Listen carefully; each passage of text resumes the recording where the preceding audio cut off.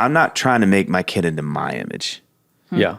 Yeah. Right? Like they're in God's image. Right. And I think that's always the trickiest thing as a parent is going exactly what John said. I know my path. It worked like this. And so if I can just get them to do these little steps I did and and avoid the pain mainly that I did, or, then they'll come out okay or whatever. And I think that's just where God's like, man, that's just, that's not the script here. Hi, friends. Welcome to the Talk It Out podcast. Today, we are talking about parenting with the Dadville podcast, guys. So we're ready to talk it out together where we all just gather together. We share our real feelings, real life, and we talk about how God's word fits into all of it and how God wants to help us through every situation. And when you talk about parenting, you maybe need more help than you do with anything else on the planet. So Dave Barnes, John McLaughlin, thank you both so much for being here with us. Yeah, it's sure. really fun. You guys are, of course, on the Dadville podcast, and then you are songwriters, musicians with great careers. You're husbands and dads. Tell us a little bit first about your children and their ages. But we'd rather not. No. Oh, okay. That's too personal. Yes. Let's do it. Yeah. It's going to be a short podcast. Yeah, I know. So anyway, we'll check back next week. No, we both, the kids stair-step ages. It's really fun. So I have three. Ben is 11. Susanna Jane, we call her Xana, is 9. And then Sam is 7. And then his two And are Sam is a boy or a girl? boy. Okay. Yeah. Could go either way. It could. No. Yeah. It's true. Yeah. And I have 2 girls. Luca is 10 and Liv is 8. All right. Fun Yeah. ages. Yeah. They Yeah. all play together. Oh, yeah. Yeah, that's so fun. It's one of my favorite things is like we just got back from a trip, or you guys just got back from a trip. I can't remember, but we hadn't seen each other in a while. And we were at the house. And as soon as we were back or y'all were back, little Xana was just like right at the door. Oh. Just like knocking. She knows the code. She comes in. My girls just like run and hug her. It was super sweet. Oh, Yeah. that's fun. I That's told her special. to go try to get some money. We know they keep their Yeah, money. And yeah. so we actually, just put to it be, away. we didn't know they were home. And so then we had to, Yeah, right. okay. Yeah, I had to call We've them. been waiting for you. Yeah. You got money back. Yeah. Well, Aaron and I were just talking after the last time we did a podcast with you guys, and she was just saying, they're such good friends. They're so cute. They're just like you and me with boy haircuts. Isn't that We sweet? tell people that on Dadville all the time. I'm going for a guy hair here, so thank you. You're welcome. I recognize Sometimes it doesn't land. No, I Going see for it. a guy. Yeah, really good work there.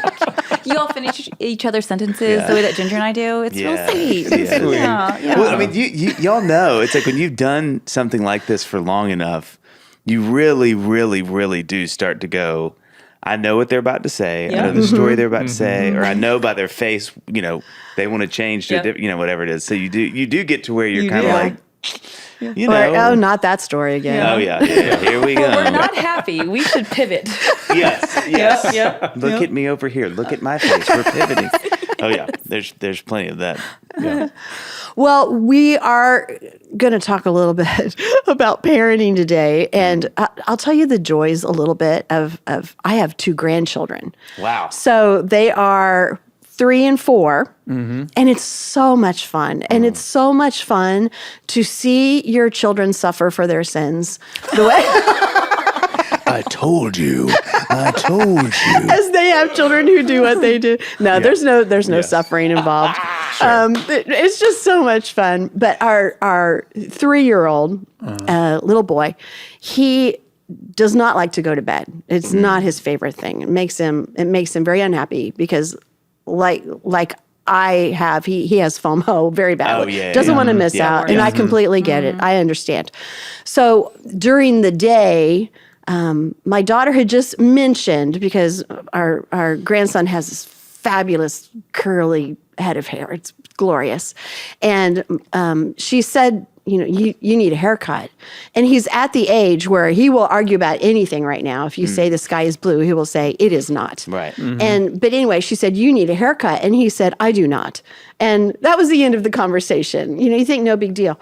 So then, I don't know, 8 hours later, it's bedtime. and they're putting him in bed, and he goes, I need a haircut. I can't sleep with this hair. You're like, oh, how funny right now. Yeah. Yeah, so as the grandparents, you just get to laugh. Oh, yeah. Yeah. But And the leave. parents, yeah. But it's not funny. Totally laugh. different. It's not Leave. funny at bedtime. It's that hour. John and I asked this a lot on the podcast. Like, what's like the one part of the day you would just nuke if you could? And that bedtime. Bedtime. That's got to Still- be the number one answer. It's and it's even with the kids because again we're 11, 9, 7, so like they're out of like bath and chasing them around but it's just like, can we matter. just skip this hour and you guys be in bed and we can then go downstairs and not have to worry Yeah. about Yep. this. Well, the anymore. biggest thing I feel like for me is like if I knew, okay, we're going to be done in 45 minutes. Yeah. They will be asleep in 45 minutes. Now you're going to have to like do the bath thing. You're going to have to do the funny puppet show thing that takes all your energy. But if it's done in 45 And minutes, that's just for Amy. that hasn't even started yet. The kids aren't even home from school. It's just to get Amy Amy does ready it. for the Amy night. Right. does it for you. She loves it, and to see her face light up. But it's just like you just don't know how it could be 45 minutes, or it could be 2 hours and 45 minutes. Or like, I need water. Will you get water? If we got a water, But only or- the water in the downstairs that has the ice because I Yeah. can't drink the bathroom No, water. gosh. Heaven Right. forbid. No. It's terrible. That's probably the most triggering thing to me as a dad is just that hour. And it's completely opposite of a parent. At the end of the day, I've got nothing. No. I don't have any questions for.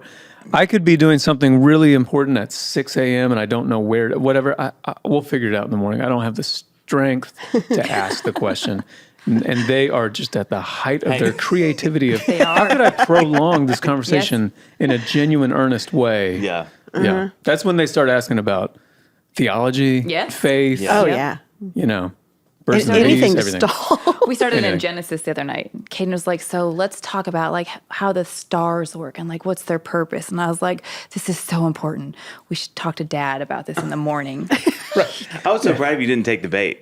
Because sometimes when I'm No. not strong, I'm like, oh my gosh, John and I laugh Yeah, about this all the this time. is a This moment. is the moment. Yes. Where I, like they reject the faith and become like outspoken Defines atheists. You always look back at that this tour moment. the world to pull people from Jesus. And if you sit down with him, there was one night. I'll never forget. About the stars. And he said, talk about morning. And I thought, it's not real. It's not real. That's what I run in my brain.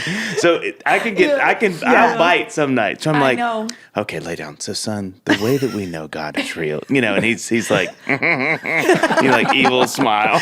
You can't live with the possible guilt. no. That I'm was like, the moment. This could be it. This could be it.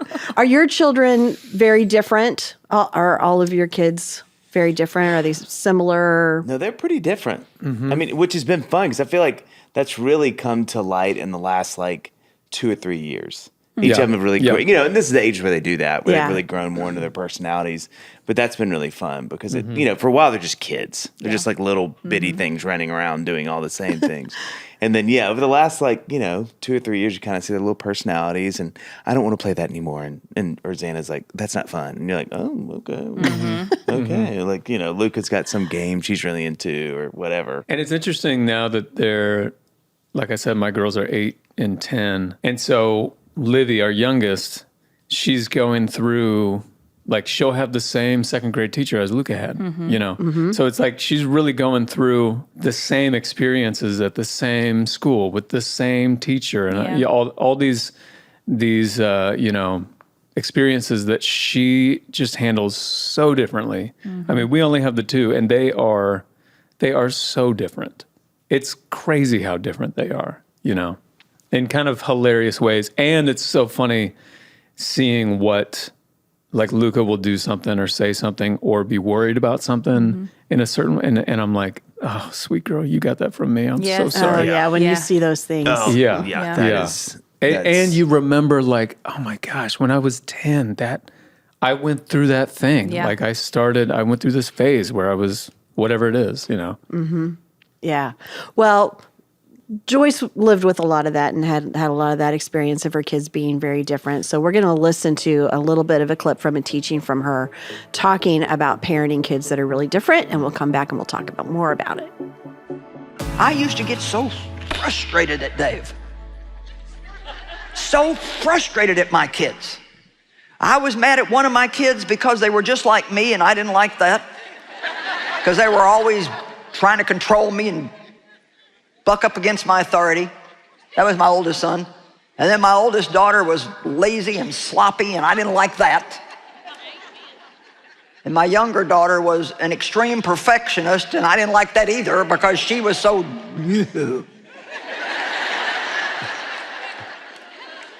She'd do her homework and just be in her room, and if she made one little tiny mistake on the piece of paper, she'd wad it up and throw it away, and I would be like... It would take her forever to comb her hair in the morning and put her makeup on. And then she would only comb this part. She didn't even do the back. She only did the part she could see. Oh, man. And then our last son came along, Danny, who's now 35, and he about drove me crazy because he was like this super sanguine, energetic, never shut up, never stop moving kid. I hate to say this sounds terrible, but I actually was glad once in a while when he got sick, because then he would shut up and lay still. I mean, that sounds terrible, but I would think, oh, praise God, he's got a virus, he's gonna be on the couch all day.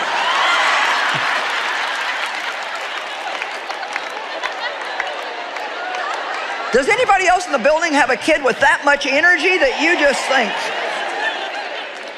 will you shut up? Mom, mom, mom, mom, mom, mom. And no, I mean, he was really big time into fun. And it was really hard to corral him. I mean, if I would try to punish him for something, I would put him in a corner, and pretty soon he's playing with the flowers on the wallpaper. Send him out to sweep the back porch, and the next thing I know, he's out there dancing with the broom.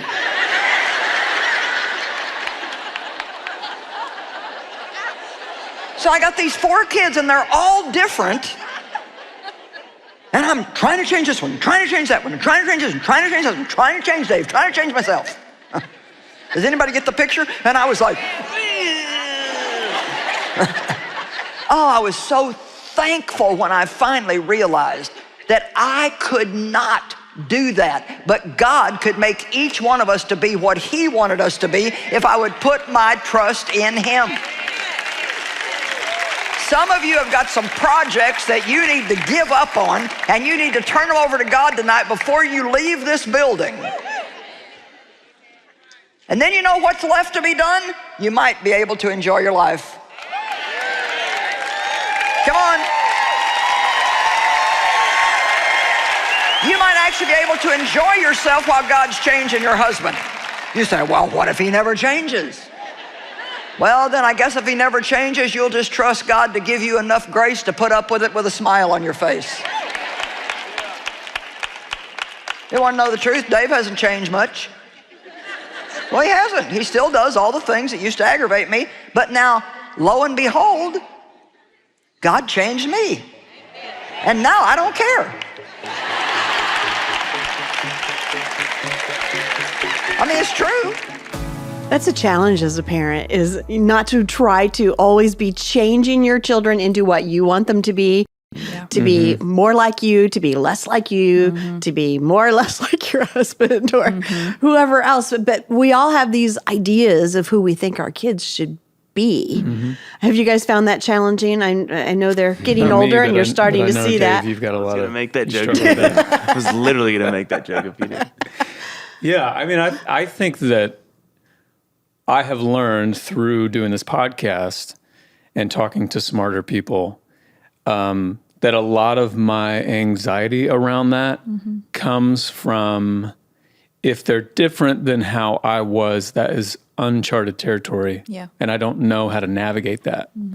And it's like, that leads me to be like, well, so do you think that you're controlling it now? Like, do you think that you've got your hand on the steering wheel of their life because they're doing some of the things that you did when you were their age? You know, it's all an illusion there. You know, Well, you know, too, I think parenting is it's really hard work. It takes so much energy. And I think really attentive parenting, even more so, because when you do have, I mean, to Joyce's point, when you've got kids, be it 2, be it 20,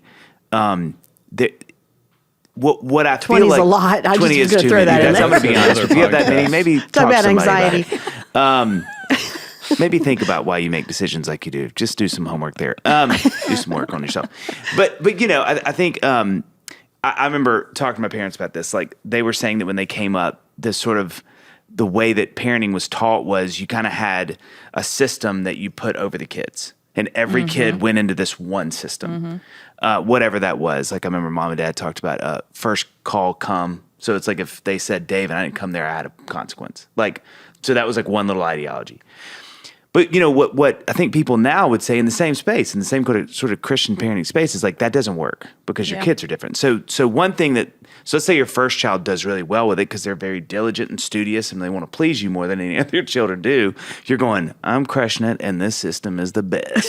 But then you have your second child and it doesn't doesn't resonate. You know, none of the discipline works and they don't do the thing you ask. And so I think what we've seen a lot, you know, talking to so many dads and especially specialists is like, the work of a parent is to look at each kid and go, okay, kid 1, this is what really gets your attention. It helps you grow. It's an effective discipline for you is this. Okay, so that's how we deal with you. And this is how affection works for you. This is how encouragement works. Child 2, the opposite. Anything I would do that would get your attention disciplinary way flies over your head. So now 2, but boy, this works where it didn't with that one. Yeah. And so I think that's why when you meet parents that are really paying attention, they're worn out. It's a lot of work, you know. And I think what you want to do is go like, hey, we have one system, and it's just that we're going to do all. But it's just we want a formula. We want a formula. It's easier. It takes less time. Yeah. And I think that's what is so draining when you think of kids. Is like, I mean, there's a million things, but I would say in the season we're in at least is like really going, okay, like this is how this one needs to be cared for. This is what encourages him, makes him feel seen. This is what makes her feel seen, and. You know, and you want relationships that grow out with each, you know, and it's really hard, but it's incredibly rewarding, especially when it works, when you really see your work bringing fruit, you know, and you go, oh my gosh, I feel closer, or that discipline really did help. That kid missed the first one by a country mile, but man, the second one it really works with, or whatever, you know. And so it's really time consuming, you know, it's hard. I got a question, and something that you said, John, earlier was how it affects like how you were raised or kind of your own issues. And so this is something somebody said on Instagram. Some of my unresolved trauma affects my daughter. And to see her making some of the same decisions, it's like a mirror back at me. It's so hard to let go and to trust God, to be patient and know whatever it looks like, despite mistakes, to let God do his job. So I'd love to hear like what you guys think to that, because I think it's the same kind of thing. Like I want to control them because I don't want them to experience what I did growing up, or I see my own flaws in them. So I think it's similar to what you were talking about. Yeah.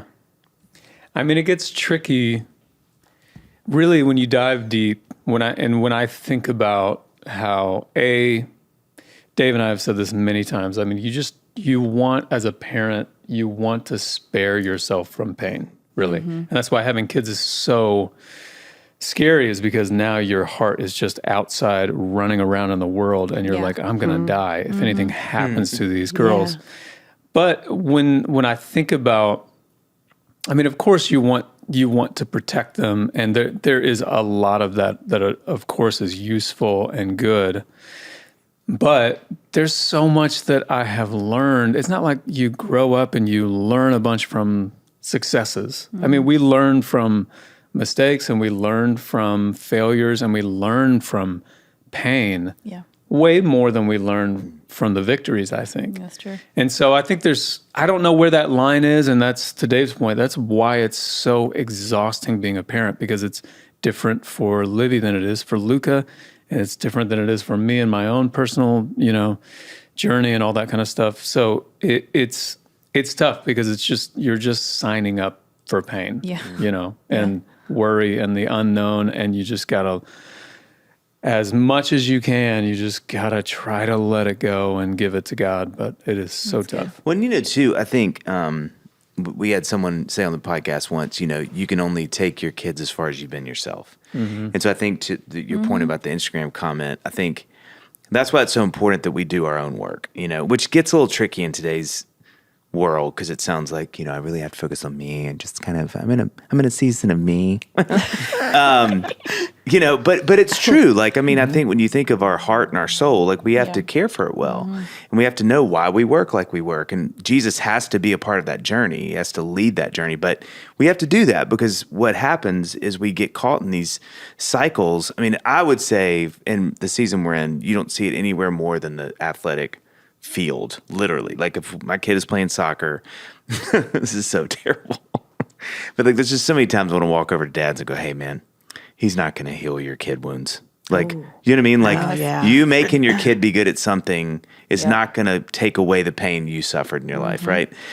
And I think that's really terrible and judgmental, but I know I feel that way. Like, you want to see your kids perform in these ways that sort of like absolve you of your grief or sadness, or to John's point, avoid what you had to go through. And I think when you've done your work or you're doing your work on yourself and you're learning these things like, oh man, that's why that's a trigger for me is because when I played soccer in whatever year and my coach yelled at me, it shamed me and then I didn't, and so if you know that you go, oh, that's why I'm sitting on the sideline right now feeling a million feelings. But now I know that. So now I can just be quiet and know like, this has nothing to do with him. He's having a blast out there. She's having a blast. This is just about me. being aware that that's even a thing is huge. It is. Huge. It's a big step. Globally, but I hope I'm not trying to make my kid into my image. Yeah. Right? Like they're in God's image. Right. And I think that's always the trickiest thing as a parent is going exactly what John said. I know my path. It worked like this. And so if I can just get them to do these little steps I did and do and avoid the pain mainly that I did, or, then they'll come out okay or whatever. And I think that's just where God's like, man, that's just, that's not the script here. Sure. Like they're different than you and you're here to help steward and care for them. But, I got plans for them that are not, the same as yours, which is terrifying. It is. Terrifying. Yeah, talk about not having that control. Oh my gosh. Yeah. Well, and that's why, like, my parents, but also my parent-in-laws, like, my wife talks so much about like how her parents were so vocal about like when and mine did too, but I love hearing her talk about it. But she'll say, my parents from early age were like, hey, you're not ours. God has got you. So like, I know Annie really young went on a mission trip, I think in high school, and they were going to, I think, Peru. And it was like scary, third world, the whole thing. And her dad, she says all the time, Dad was like, this is not, this is what God wants you to do. So you got to do it, where I think nobody would judge him and be like, honey, that is scary. And, but he was like, listen, this is not up to us, so it's hard work. It's really hard. It's really hard. Yeah. It's also universal. Yeah. Like as I've been blessed to be able to travel all over the world and do our Hand of Hope outreaches, we see so many needs and so many sad things that parents are dealing with and watching their children suffer. And sometimes we have this impression that they're almost used to being in that kind of situation and maybe they don't hurt the same way. But that love for our children is so strong and so universal. And of course there are parents who have issues and doesn't go as we want. But God has just placed that in us that we don't want our children to hurt and nothing hurts us more than when they do. Yeah. So how do you keep from passing on those fears to your kids? We just had this conversation over the weekend when we were traveling. And so, we've talked about before how there's certain things that make me anxious. And Mike and I were talking about it before. I said, traveling with the kids makes me really anxious because there's so many unknowns. We're flying, that we have 1,000 car rides when we get there. It makes me very anxious. And so we had to talk through all that. Well, when we're there, Caden asks questions every 10 minutes. What's next? Where are we going next? What's going to happen next? What do I expect? And God so kindly showed me like this, what he's feeling is what you are feeling. So in what you're learning from me, teach that to him. And that makes me get a little teary because it made me feel like God sees me as a mom. I'm doing the best I can. And I'm trying. And then I'm going to teach my kid, it's okay to feel nervous because this is new, but also we've got you, you're safe. and just keep asking questions. And I think not only does God use us to teach our kids, but God uses our kids to teach us my and our God. own Yeah. pain For points. Sure, yeah.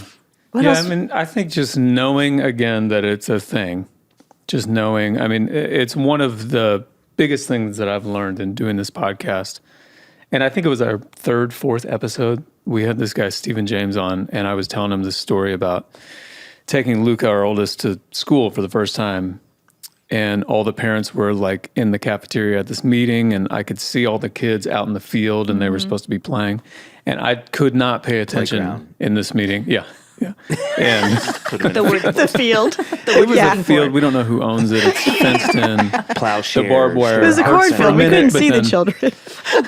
And the whole time I'm just looking out there like, is Luca playing with anybody? She's not yet. She's not yet. You know, and then I'll pay attention and I'll look at, she's still by herself. And he was like, that is 1,000% your issue. Luca is fine. She's out there playing by herself. She's fine. She's not thinking, will I not have any friends? Is this not the right school for me? None of that. You know what I mean?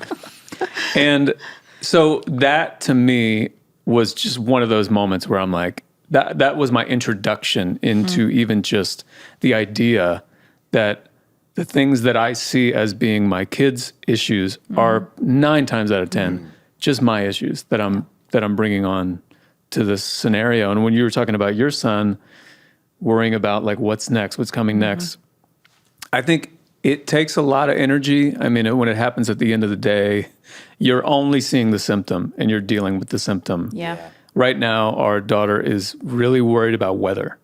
Weather is a big thing. She wants to see the weather Yeah. first thing when she wakes up. It's the last thing she wants to see when she goes to bed. And she's maybe she'll be a meteorologist. So she's really good with the radar right now. She can really zoom in and be like, she wants to be like, well, what's happening in St. Louis? Because that's coming toward us in Nashville. And again, at the end of the day, when you don't have energy, it's easy to just be annoyed with the symptom. But there's some kind of issue that's happening. She's worried. It's some kind of security, you know, and it behooves us as parents to go take a breath, go to that next level and be like, this is some deeper thing. How do I reassure her? What's the right thing to say? And again, this is where the podcast is really practically useful in my life, is we can talk to people who, you know, who are smarter and know, here's maybe what not to say. Yeah. Don't get upset about this. Or, you know, just reassure her in this way, like you said, like we're here. Here are the things that we do to, you know, to know what weather's coming. You know, the house has been here forever. It's strong. All that kind of stuff. Yeah. And it'll, you know, it's a phase, and hopefully she'll get through Yeah. it. But That's good. Well, that, you know, and we can talk about this if you want to, but so our kids go to Covenant School where the shooting was earlier this year. And there's a million things about that. But to your point, one of the things that on the day that it happened, we all gathered at this church because they were bringing the kids back to us. And Sissy Goff, who has Raising Boys and Girls and runs Daystar in Nashville with our friend David Thomas, she got up because she was there just kind of comforting all of us. And Let's go backwards just a little bit for anybody who's not exactly sure what you're talking of. Yeah. But the shooting in Nashville, as you said, that happened not long ago at a Christian school is the school where your children go to school. When did you first find out what was going on? And how did you get to the place that you're telling us about now? Well, you know what was really bizarre? That's too many things to say. But one of the most bizarre things about that is that the event only took, I think, 12 or 13 minutes.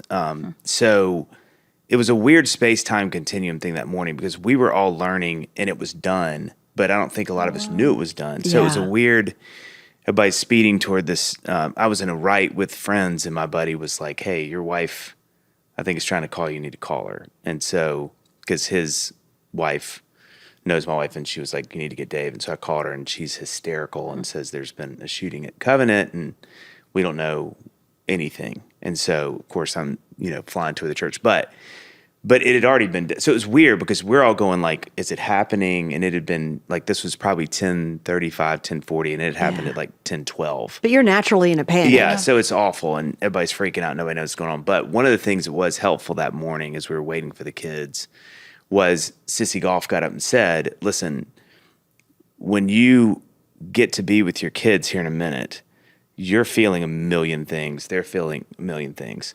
As best you can, if you can stay calm, that's going to help them a lot, like a lot. And I think in this season, these 6 months, one of the things that Annie and I've thought about probably as much as anything is just that, the posture of a parent to kind of go, we're not being inauthentic. And we've cried, and I mean, they've seen every emotion you can imagine. But at the end of the day, you can feel it. I mean, those first 3 days we got home, I mean, really a couple of weeks, but I just noticed like, a kid always had an eye on us. Like no matter where we were in the house, there was just kind of always like, are they crying? Are they sad? Are we safe? Are they crying? Are they sad? Are we safe? And it was this real call to like, boy, we gotta, and and we were very vulnerable. Like Annie would just be weeping, or me, and they'd be like, it's just hey, we're sad. And then they would cry, so, but it was a real reminder to us of like, man, so much of parenting, there's just a third eye with your kid that's kind of always pointed at you. That's like, is everything okay? And it's not that you need to be unauthentic. And I would say the opposite. It's probably better for them to see that. But I think at the bottom of it, in our faith, there hopefully is some bedrock at the very bottom, even if it's at the very bottom, that says like, ultimately it will be okay. Whatever this is, God is in control of all this, But it was to your point, it's like that thing we would say, I mean, one of the most fascinating images of that whole first week, we got home, we put all the kids on the kitchen island. We were all just kind of letting everybody tell their story. Because, that was something she said too, just kind of don't infer anything, ever. From now on, don't do it. But just to ask questions. And so they each got to talk about what happened. And it was so fascinating when they got done talking about it, because everybody had kind of, they were like interrupting each other. So you're sort of like, you need to, crying and then sort of like laughing and trying to do this whole thing. But when we got done, Annie was like, okay, we're going to pray. Me and Daddy are going to pray. And so my view was Annie was looking this way. I mean, we're all really close. And Xana, my daughter's opposite me, looking at Annie like I am on the other side. And I mean, she just didn't blink. She was just staring at Annie. And while Annie was crying, her face was, like echoing all those emotions. And I just thought, good. It was just such a sign of like, man, I mean, this is such a big job, especially right now. But I think it's true in any scenario. I think like, your kids are always kind of looking at, it's kind of like, hey, is everything cool? And so, and it's not to say we don't need to be truthful, but I do think there is a call to being in relationship with God, who is telling us ultimately like, hey, I'm with you. Like I'm with you, So, but it's true. It's a sobering reality, How did you do that for your kids though? And reinforce for them that God loves them, that He's there when they saw tragedy happen in front of them, that sometimes bad things happen. It's been interesting. We haven't, I think because of their ages, there hasn't been that. I think if they had been older and it was high school where they're just sort of more cognizant of those things, there would be a little more, I would imagine more of kind of those really deep, like, is God good? Yeah. That kind of thing. That has not been our navigation. It's been a lot of things, but it's never been that. And it may be, listen, that's the other thing too, is you realize like this could iterate until eternity. It could, for as long as our kids live, there may be every 7 years, one wakes up crying and it's like, what's going on? Just that sort of your body keeps the score stuff. So, I mean, that's the good thing about Daystars. All of the kids at the school go there now and are being counseled and cared for. But so more of ours hasn't been that. It's just been more of like, why are you sad? And let's talk about that. And have things been hard or why, and it just, it snakes its way into so many things that, like you'll have a kid, you're like, well, why are you acting like this? It's like 3 months later. So I'm not even necessarily tying that back. I'm just going like, he's kind of being like a jerk, and then we sat with, his counselor, and he's like, yeah, I mean, this is what happens, it just pops out all these weird ways. So, we haven't done that yet, and I think we will, but it's been other ways to manage it and sort of talk about it that haven't thankfully been that deep sort of theological thing yet, because I think I'm still struggling. Yeah. How have you managed it as a parent? I don't know still. I mean, that's Annie and I talked about it like 2 weeks ago, just kind of like, this is hard. Because, your first thing is you're like, how are they doing? Like, let's get them sussed out. Let's get everybody okay, whatever that means. And it's like and I've found that with so many of the adults, it's like months later, we all sort of went like, oh, that's not, I don't like that feeling, And so, listening to just copious amounts of sermons on like evil and God's, sovereignty and these things that you're like, life is funny because it's the Mike Tyson quote. It's like, you have a plan until you get punched in the face. It sort of feels like that a little bit. It's sort of like, but yeah. And I think, I don't know. I feel like everybody I've gotten counsel from is like, there's just the only way out is through, and so a lot of praying, a lot of like not understanding a lot of things, and but still trust, and like this is not the first evil thing that's happened in the world, and God's here, and He's so hard though. Oh my gosh, it's impossible. It feels like sometimes, but do you and your wife find yourself leaning on each other at the times that one feels a little bit more vulnerable, and that has been really interesting. Like that, just the natural way. In fact, one of the lighter stories from that is there were a million amazing things that our community did and Nashville did, and just the benevolence of our greater community. But every day we had something we did with all the kids, which was the greatest thing because they got to be together. They weren't alone. It was awesome. But it was like, it was a lot, because every day there'd be probably 3 things a day that were like, we're all going to this playground, and it would be hundreds of kids. We're all going, and everybody would come, except, the families who had lost their kids. But it was crazy. And so it's hard to navigate, especially with my personality and, John too, being humorous. It's like part of me coping, I just wanted to laugh. I was just like, I don't know what to do, but to try to lighten the situation. And so probably 3 or 4 days in, and, and everybody, like, it was heavy, but, like, I was just so blown away by our Christian community. Like, it was heavy, and we grieved it, but again, not like people who don't believe what God has said. And so, but for me, it was so hard because I was like, I just need to laugh. I just can feel like my pressure. And so we were at this thing, and it was all the moms, because I think the dads, I don't know Bob, but I went with Annie, and I know all the moms anyway because our school is so small, so it's good to be with them. But it's like the 3rd or 4th day after, and so I walk into this group of moms, and Annie's over here talking to somebody, and one of the moms makes a joke, and I was kind of like, oh, what's this? Is that allowed? Is this Yeah. Is this in play now? Can we? And so we start kind of joking. It just felt so good to kind of have some light conversation. Yeah. And Annie walks in right as I make a joke. Oh. And I was like, this, I can tell you exactly the conversation we're going to have in 5 minutes. So conversation kind of wraps up. We get in the car, and it was literally out of a sitcom. We kind of get in. She's like, so what was so funny? And I was like, and I had to go like, well, so like Janet made a joke, and then someone else, and she was like, oh, okay, well, I just didn't know we were joking. It was like, but we had this great conversation about exactly that. I was like, look, babe, like, we're all going to have our ways to grieve. Mm-hmm. I just need to laugh a little bit. It was like, we're walking, I could feel it. I was like getting in the car, and she's, mm-hmm. You knew it was coming. But I think holding space for that, like you said, like sometimes me needing to just talk or whatever, and then Annie would kind of buckle down, and then I could whatever. You do a lot of that kind of tag team, in those seasons, and still some. But yeah, in those kind of situations, there really just is no way to get through it without God's help. It's just so hard to figure out. Parenting in general, it's hard, and it's scary. It's a frightening thing. Mm-hmm. And so so grateful that God was there in the middle of it when I was really dropping the ball. All those things that you say, this is going to be the day, this is going to be the one they're going to talk about in counseling for years to come.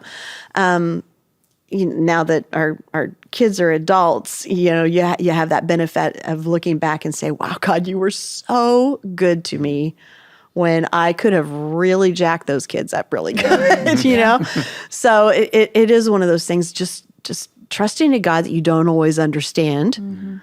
And you certainly don't understand the way that things work. But and learning He's to in the teach midst your of kids it. that too. Yes. Because yes. how can I tell them? Like I just remember hearing about what's happening, and as a mom thinking like I can't even imagine to get a phone call like that. I'm here in St. Louis and I can't let my kids out of the house. Like what good is that going to do me? So I don't know how y'all did it except the grace of God, but I cannot operate out of that fear as a parent. So in my unknowing of how God is good in this, I still need to teach them that he is good even when I'm searching for it. And I think that's one of the hardest things as a parent to do is I'm struggling with my faith, but I need to walk them through that too. Well, and I tell you, one of the biggest things that I learned without a doubt is like you are reading your Bible wrong. If you think all those people were like, this is awesome, everything works out for me. I mean, That's true. if there's anything that's consistent in the Bible, it's that people have hard things they go through. Yeah. That is it. I mean, it's like, that's what I think is so compelling You will about have what we trials. believe. You will is that face suffering. That's one of Tim Keller's, I love hearing him, I used to hear him preach on this, but this idea, like, that's one of the things most compelling about Christianity. It's a book full of mess ups. It's not, look how we stuck the landing. It is like, this is a bunch of jacked up people that God loves. And so I think for me, it was also a very harrowing moment to realize, like, man, my faith gets real thin when things get hard. Yep. And it's like, I'm not really listening to God's word. Like I think, or I'm just not remembering it. I mean, it's everywhere. All of his disciples ended martyr deaths. And I think it's really easy in where we live in this space and time to think like, hey, you do the right thing, you get the right stuff. Make good decisions, your life is good. And God's like, I never said that. Like, I am good. I am always good. But like, that means very different. I had a great conversation with a pastor friend of mine. And I was like, you got to help me. And he said, some of it is just the definition. Because when God says good, it doesn't mean what we mean. Yeah. God is seeing things eternally. Like good, he is good. It will be good. But that doesn't mean what we think good is. So I'm like, my life's not good. He's like, well, not like right now it's not. But I didn't say it would be right now. Like I am still good and you're with me. And so for me, it's as much about, I'm not really remembering what God has said. And I've distorted trying to fitting it into my life to make my life make sense when that's not how God works. That's not what the Bible does, I think as a parent too, really holding on to that because there will be days and seasons in your child's life as they grow and change and that things are not good. Yeah. What you're seeing happen, whether it's choices that are being made or things that are happening to them. I mean, that there are those things that we have to remember that God's plan is the long game. That's right. That's right. That's exactly right. And I think it's good and really useful and important for your kids to see you struggle with that and be, after the Covenant shooting, it's like, we all the parents feel like the sort of the veil, whatever veil was there that we just wanted to keep in place as long as we could of like, hey, the world's kind of scary and we can't control what happens all the time. That's been ripped away, and also I'm mad. I don't understand how this happens, and I think it's okay as much as I want to save that for once the kids are in bed, and Amy and I can talk about that. Like, I think it's good for our kids, like they're going to have whatever their version of that is. Yeah. And so they can reference seeing how their mom and dad kind of worked through that and or even just knowing like, no, well, my dad felt that. I remember that. So this doesn't mean that I don't have faith. That's exactly right. It's okay for me to just be so mad right now. Yeah. And so at the end of my wits. Thank God for the Psalms. if you need evidence of abject sadness and loss and anger, it's a book full of it for you. Yeah. And God doesn't smite any of those people for that. God knows, so I think too, it's such a beautiful thing to go like, hey, this is our faith. Like if you read this book that we believe is what God has said and is saying, it is in there. So God didn't go like, let's leave out anything where people are mad at me, like let's kind of nuke that and then let's put in all the, Edit, redact. Yeah. But instead, it's like, no, this is what it is to be human, And so I think, to John's point, it's like living that, and I think that's why it's so important that we would cry in front of them. They would see Annie and I be sad, and it not be something where we got into another room or waited till and then really grieve, but to go like, hey, God is still here. Like this, we don't abandon things, we don't understand, but it's still, this is what we believe, you know? And God gives us things to hold on to as parents too. I remember a time when my kids were little, and we all go through different phases even as parents. And when we have 2 daughters, and when they were little, I remember a time when I felt like Tim, my husband's just not connecting with them the same way I am, which was a very prideful thing to think, like I love them so much and I don't know if he feels the same way I do. But anyway, and just working through those things, and you think, is it because they're girls? And which is not him at all. You just think things that are crazy, first of all. When you love your kids so much. He's a wonderful girl dad. Yes. But he loves every princess movie there is. Yes. But that aside, but I just remember God giving me the verse in Malachi, that he will turn the hearts of their children to their fathers and of their fathers to their children. And it's just, God is so good to give us just something in his word, whether it's a psalm of anger and sorrow, or whether it's another verse that we can just hold on and say, I may not understand this, I may not see this today, but God's word is true and I'm standing on this. Yeah. And as a parent, when we have that to stand on instead of fear, then that changes our entire way that we parent, and that fear doesn't transfer to our kids. That's right. Good. Well, we're out of time, and I am so sorry because I wish we could talk a whole lot more. This is great stuff, and thank you for sharing. Yeah. It's really hard, and we appreciate your honesty and both of you guys being here with us. It's been a lot of fun. We've had, I'll say this lastly, people praying for us has been transformative. Yeah. What a wonderful gift to give, to pray at a time like that. Yeah. Well, we want to remind you as parents that God knows that what you're doing is really hard, and he is there. He's equipping you. He's loving you through it all. He knows your fears. He knows your anxieties, and it's okay. Give them to him. Keep doing your best. You can walk it out, what we're talking about. Go to joycemeyer.org/talk it out. There are more scriptures and things in there that you can dig into for this episode. So you're not just listening, but you're really figuring out, with God's help, how this applies to you. So go there, catch up on some of our other episodes. Check out the Dadville podcast. And I know that you'll pick up a lot of